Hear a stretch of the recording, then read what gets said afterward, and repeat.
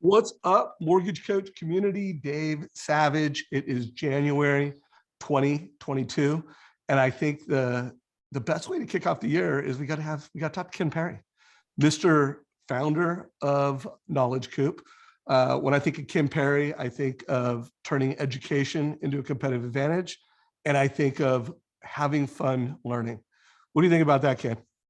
I think those are the two things that we do really well. Yeah. I mean, we do a bunch of things, but when it comes to just delivering great content and also making compliance easy to choke down, and not just that, but like you said, competitive advantage, it is making people smarter so they can compete at a better level. I mean, that's what we've always been about.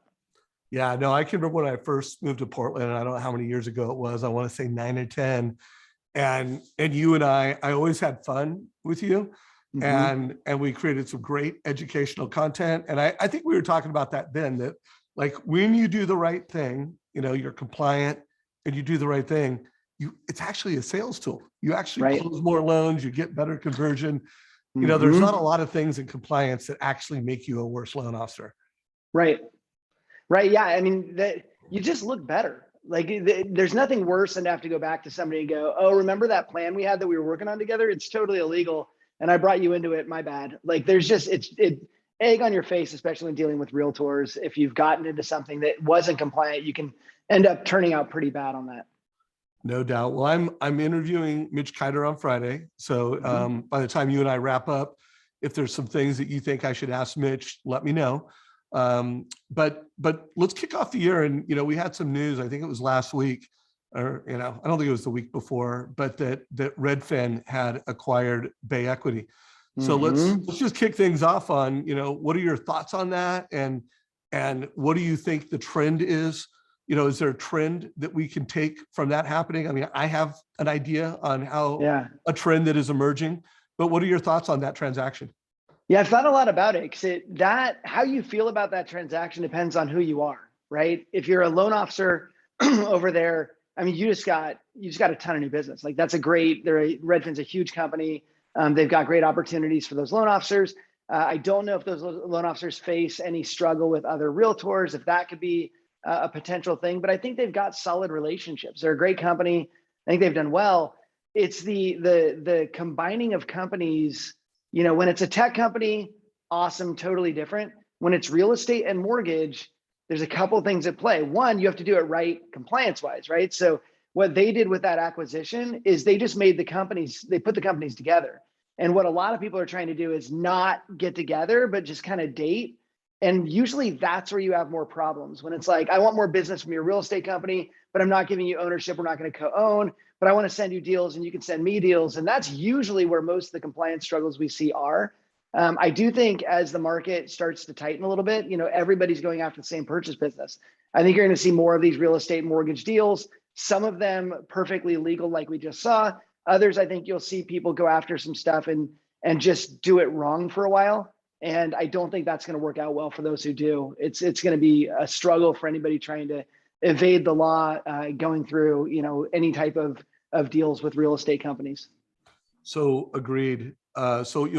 For me, one of the trends I see there is that I just see, in the past, you've always thought of the loan officers that represent an MSA or a joint venture or real estate as not the best loan officers. They know how to do loans, but they may not be, let's just say the single best loan officers. And I think, we're going to see a growing trend this year where some of America's best loan officers, that are incredibly successful, the most seasoned people are going to be the in-house loan officer. So I see that as a growing trend. What are your thoughts on that?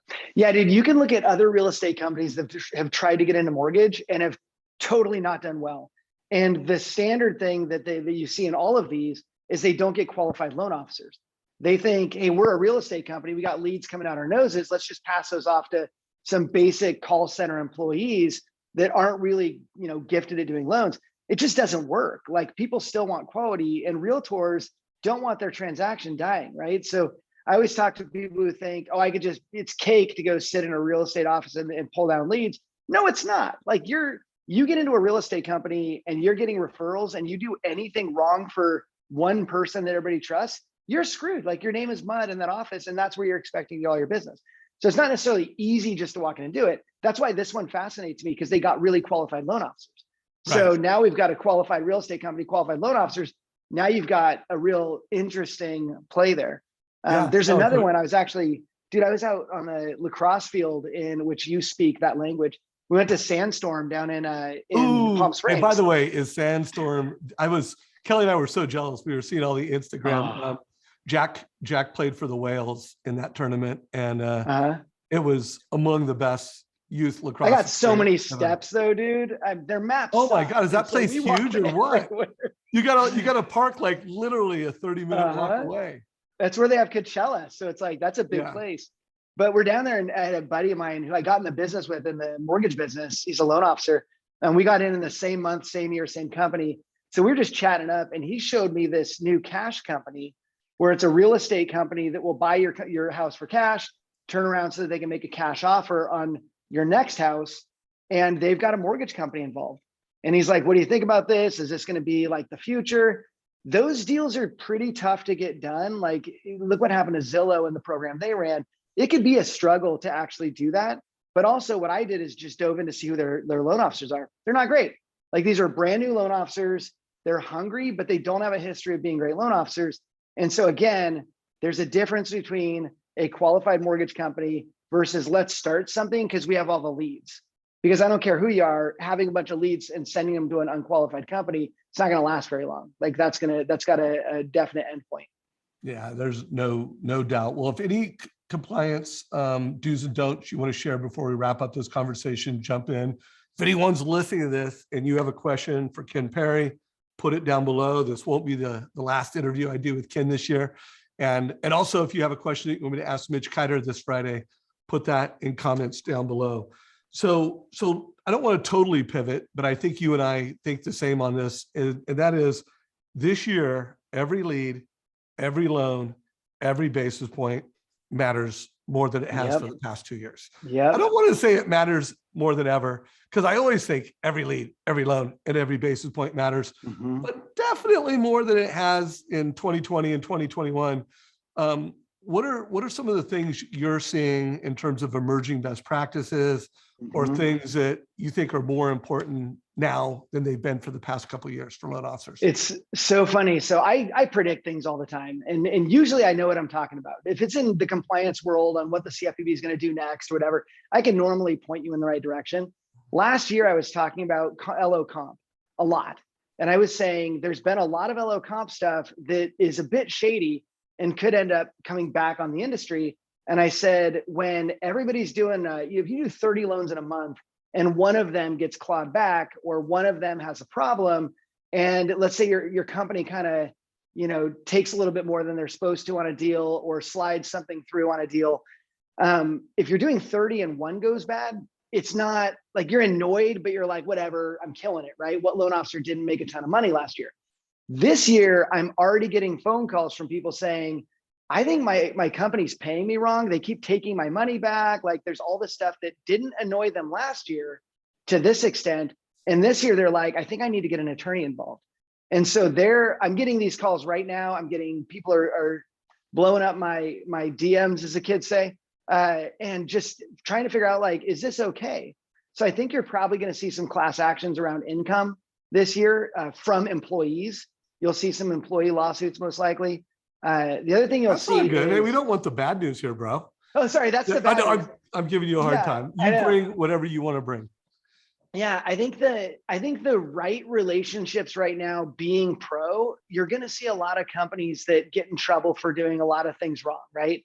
And you're not being one of them is the first part, but also going out there and communicating, look, I actually care about compliance. It's not the stupid government makes me do this, or yeah, this is super annoying. It's like, take things head on and go, we're not going to do that. And here's why. Like, don't shy away from being right and being ethical. And I think sometimes people kind of apologize for being ethical. Like, yeah, I just can't do that. I mean, my company, and no, stand up and go, we want to run the right business. Because anybody asking you to do things like realtors ask loan officers do pretty frequently, anytime you're being asked to do something, you don't want that person's business anyway.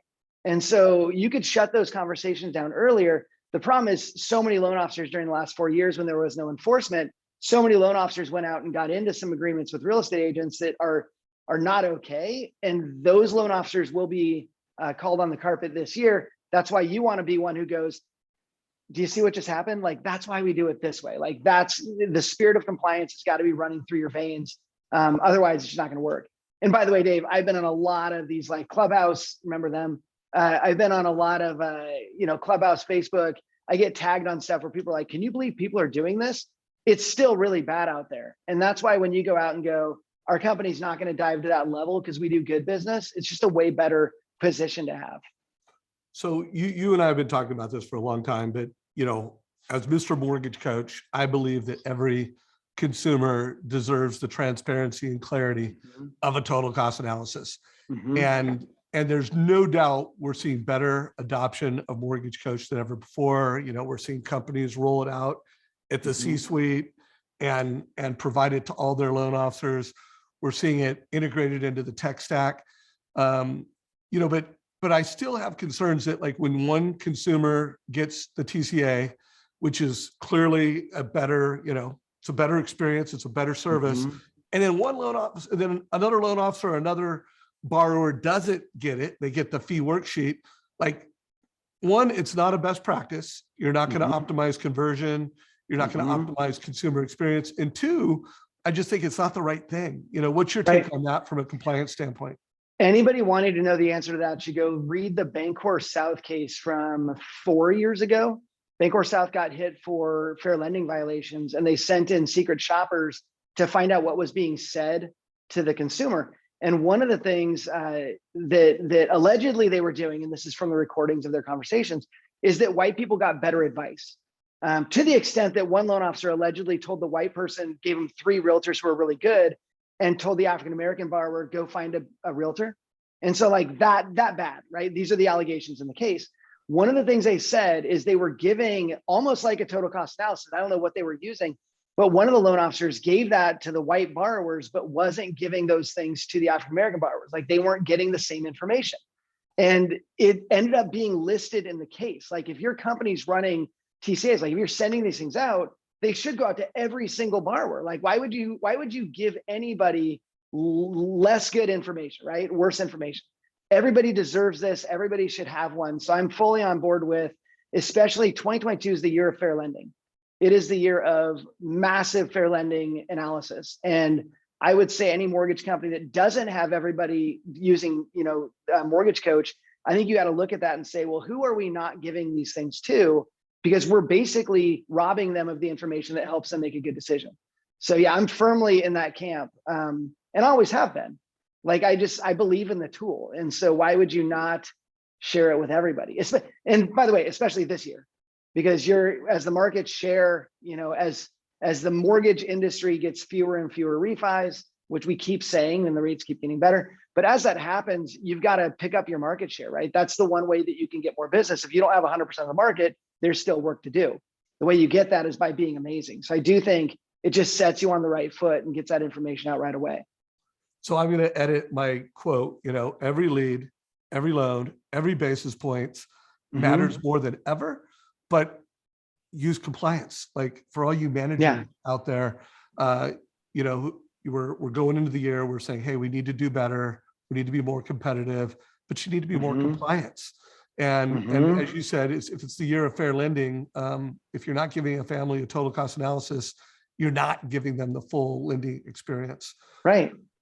So I want to make sure before I lose you, we get a little bit of your genius around creating content and making it fun. Edutainment. I think there's no one that better epitomizes that than you and the Knowledge Coop. But any other trends you want to share? Anything else you want to make sure we cover before we pivot to how you guys create content that's entertaining and valuable? Yeah, I think the biggest thing I'm seeing right now is just habits are not awesome, right? The habits that we've formed over the last couple of years, when you could pick up the phone and make a living, some people have stopped getting better, and we've noticed it. We've seen it on our end. It's a constant struggle for us, just always to be getting better, but we are always in that struggle. Like, you always fight to get better. Habits are so interesting because once you've created them, breaking them is really tough, right? And I'm running my push-up challenge again this year. We're going to do 66,795 push-ups again. Wow. And what's interesting, I just shot a video last week about habits. What I had to do, because I did it in 17, I've done 18 and 19. I did a lot of push-ups. Last year I quit, and I started looking at why. And I started going, okay, well, here's the deal. Habits need a timeline and a time frame. So what I noticed is I will always do my push-ups in the morning. Like, that's my favorite time to do push-ups. And if I go to get into the shower, I know I need to do my push-ups before, because I know myself well enough that that habit has to stick. And I know when I get out of the shower, I will not do push-ups, right? So if I'm getting ready in the morning, I've got to do my push-ups pre-shower, or else my whole day is going to go bad. So set your timelines for when you're doing your activities, and you'll be way more successful. I also know that I'll never run in the afternoon. And the amount of times I try to lie to myself and go, I'll just run later this afternoon. No, I won't. I never run in the afternoon, like ever, unless it's a race, right? So that's the other thing, is like, know yourself well enough to know if I'm going to, if I'm going to do, call on some realtors, if I'm going to go out and talk to realtors, if I'm going to call borrowers and call my database, when am I going to do that? Get it on the calendar, and then make that a habit that happens at the same time every single day. Because that's what I've noticed. I don't lose my habits as long as I've made them a proper time of day. And I do when I start slipping on that. So it's know thyself, which is what my wife always says. Know what you're really going to do, and then actually plan for success. So that's the thing I'm seeing go into this year, is look at your habits. Have you been waiting around for the phone to ring, or are you digging in and actually, fighting for the business on a daily basis? That's so good, Ken. And there's no doubt self-awareness is not only important when it comes to habits. It's the foundation of leadership. It's the foundation of emotional IQ. And most of the people that tune into the Mortgage Coach YouTube channel, you're local, you're referral-based professionals. And while I absolutely believe that if you're a good marketer, great marketer, and a great advisor that leverages technology, you'll always have a seat at the bus or seat at the table.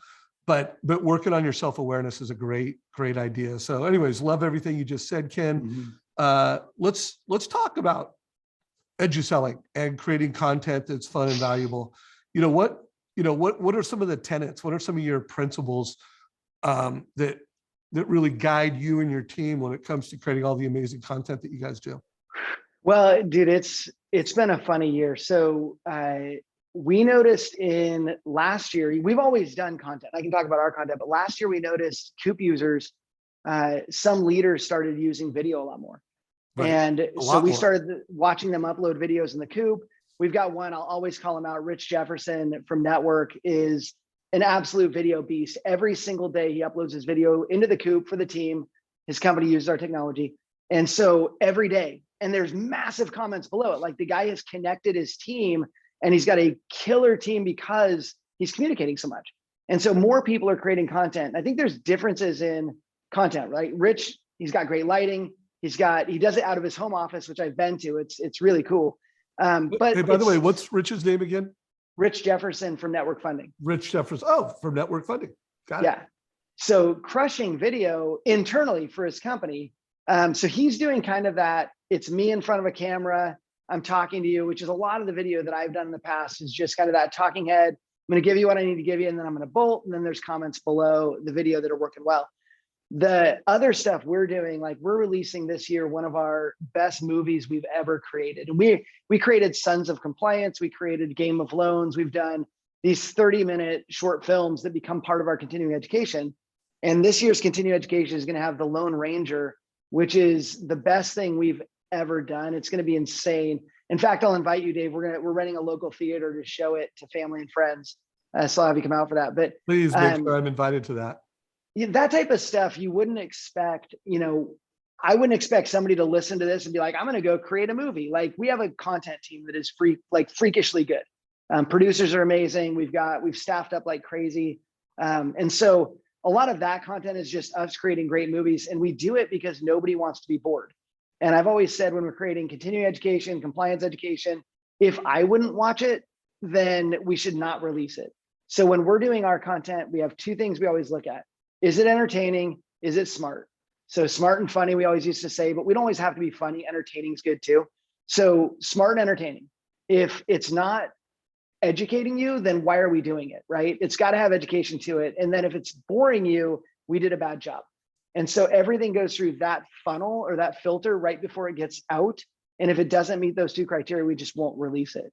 And so we did a whole New Jersey class for 2 hours. I think it was a 2-hour class, filmed this whole pre-licensing class for New Jersey, scrap the whole thing. We're like, no, it sucks. Like I watched it back and I'm like, this is boring. Like this isn't us. And so that our level of content has gotten, we've been at this 19 years. We've been doing video for 11 years. And our level of content every year has to be better than it was last year. Nobody's caught us yet. So we create the best quality because people who come to us for something deserve the best. And if we're going to phone it in, we might as well quit what we're doing right now. So that's been our adventure. Well, yeah, no one has absolutely caught you or even close. And as I've watched you, created content with you, leverage your content, no one is ever going to catch you because you're always getting better and better and you're building a team of talent. So, but let's bring it down to the loan officer level. We've got a lot of loan officers and this is what you do for a living. Like this is, loan officers do loans for a living, and build relationships for a living. Now, one of the videos that the best loan officers in America do is they create the total cost analysis video. So when they're given their thing. So I think, and I'm going to have you kind of add on to what I say, for a loan officer that's creating, let's just say a total cost analysis, it's making it hyper personal and hyper local. The more you can say the client's name and show them that you listen to them, and then the more you can be yourself, like you are entertaining, if you just, the more authentic you can be yourself, like the more formal you are. Think of formality is anti-fun. The more you could just be like, if you have a favorite hat on, wear your favorite hat. If you've got, you're going to a sports event, you've got your shirt, be your authentic self so that they feel like they know you. And then hyper personal. Any other advice you'd give a loan officer when creating a total cost analysis video or some of the other kinds of videos that loan officers create? Yeah. So I would first look at it and go, what am I doing to get business, right? You got to break it down to that first level, right? So if I'm doing video to get business, or if I'm doing any sort of email marketing campaign, some email marketing will backfire on you. And I'm so done with getting these impersonal emails. I don't want you to send me a market update that has a bunch of data and doesn't have you.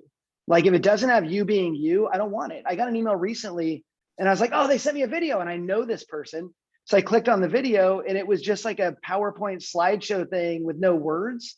And it was like the market update and the words with words, but the words would just kind of fly in and then fly out. I'm like, you just wasted my time. So I actually backfired against that company that sent it out because I got annoyed.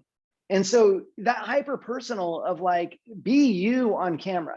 And I like the idea of being, animated and excited. It depends on who you are as a loan officer. If you don't know yourself, you're off brand, right? So you have to know yourself, know what your brand is. If you're the smartest person and not funny at all, sweet, bring all of that, right? And by the way, you can be kind of funny. We just shot an ethics video. One of our guys is a total ethics freak. And so I interviewed him and he's so dry. And it was one of the best videos we've done because I asked him just to be himself and he's really funny. And so together we were able to bring that out, but he wasn't being not authentic. He was being exactly who he is. We just found a way to make that entertaining. So just make sure that you are you, but it's gotta be you. I will not connect with you otherwise. One last thing on that. I got my CPA I'm not super happy with right now, but there's a CPA in Portland who keeps emailing me and like, hey, did your CPA tell you this? And like, it's making me mad at my CPA. I'm like, no, oh my gosh. And I'm just like, he's just sending out tips that most people don't talk about. My CPA might be doing a great job, but this guy's like, and it just feels like it's an email directly to me, which is why I open it and why I read it. And then I'll go into Google land and be like, is this real? And I'll find all this stuff out. Like, did you write this off last year? Can I? And I dive in. With mortgage, you got to be doing that, but you got to be doing that using video saying, hey, by the way, just want to let you know, this is what I'm seeing. And personalizing it is the key to everything.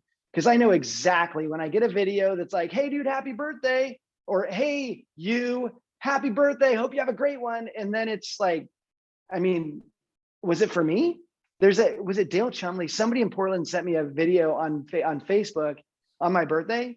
And he said, happy birthday. He sang me happy birthday. And the last part, I'm waiting for it. And he goes, happy birthday to Ken. Happy. And I was like, dude did that just for me. Like, huge win for that guy, because that felt like I thought it might be general, but it was crazy specific, and you've got to be doing that. And it's just key. And I love it when people go, well, I don't want to do video because I don't like how I look on video. Dude, you look like that in person too. So if they've seen you in person, seeing you on video, they're seeing the exact same person that they saw in person. So everybody's got to get over that as fast as possible. And I think last year they did. I think enough people during Zoom land in 2020, people started staring at cameras more and being okay with it. To the extent that we're like, now we're doing too much. Sometimes, you're on Zoom calls all day long, I just stare at a green light on my camera, on my computer. So yeah, I think people are getting better at it. You just got to stay crazy personal and stay you. So guys, that is the closing thought. Personalization matters more than ever. One thing that's happened over this COVID transition period where, yeah, grandma loves Zoom now. Everybody has gone digital, but there is a lot of noise. There's a lot of generic content in the marketplace. And that's why you need to give every family a total cost analysis, because it's personal. It's got local data. You can put your video on it. And that's why you guys got to do annual reviews. You've got to do that annual review, show people that you care about them beyond the transaction. I'll be talking about it a little bit this year. I bought a Tesla and got it about a month ago. And I am telling you, they have reinvented what it means to own a car and buy a car. Like, it was, bought the whole thing on my app. Couldn't have been simpler. I had options. Every decision is, do you want this or do you want this? Do you want this or do you want this? And then they removed all the friction. They gave me options. They gave me personalization. And then after I drove it off a week, 2 weeks later, I don't know exactly what it was, I got a little text saying, hey, you've had your car for a little while. Would you like to schedule a new owner consultation? I'm like, heck yeah. So guys, that's what we need to do as lenders. Only we need to keep doing that. Not just 2 weeks after the close. We need to do it 2 months after the close. Not 2 years, but every year you got to give an annual review.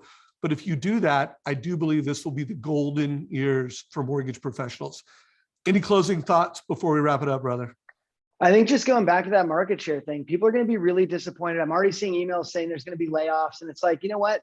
If you're not getting 100% of the market, go after it till you do. Because a lot of people are going to play defense this year. A lot of people are going to be struggling to get out the door. They're going to be, down. They're going to be thinking, because if you thought 2021 was about how good of a loan officer you are, that's actually not true. You got paid way better in 2021 because the market was doing what the market's doing.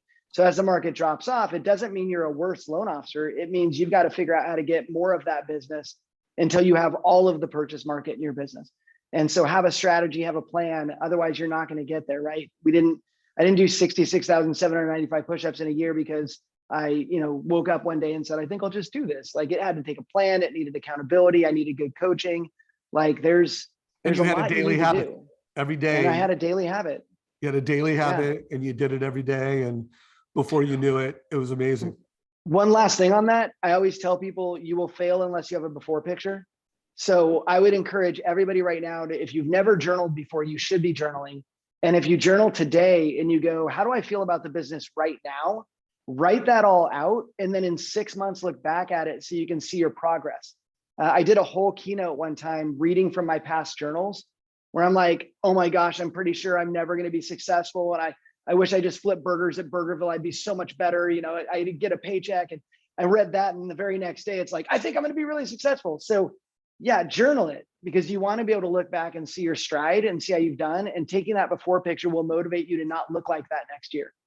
Right on. So a little before picture, and guys, mortgage coach total cost analysis, every single borrower. You heard it from Ken Perry. It's not only good for business, it's good for compliance. Ken, I can't wait for our next interview, bro. Anyone who wants to make sure they get compliance training through you, and I also know you've got some special things coming up.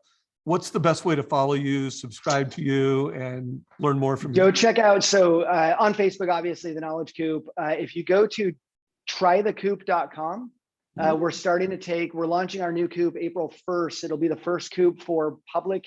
Anybody can join.